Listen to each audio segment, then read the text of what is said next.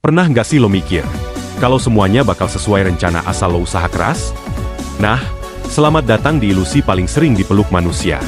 Riset dari Harvard bilang, otak kita punya kebiasaan overestimate, kemampuan ngontrol hasil, bahkan buat hal-hal yang sebenarnya di luar kendali. Contoh simpel seperti main mesin capit. Padahal sistemnya diatur algoritma, bukan skill. Tapi kita tetap ngerasa, tadi hampir dapet tuh. Fenomena ini biasa disebut sebagai illusion of control. Dan gawatnya, makin pinter orangnya, makin gede rasa kontrol palsunya. Kenapa? Karena otak gak suka mengakui kekalahan. Mending dia bikin alasan, biar ego aman.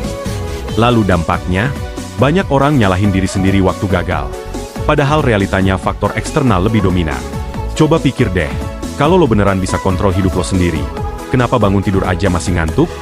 Ini saatnya lo tantang pemikiran lo sendiri. Atau, mau hidup jadi korban ilusi terus?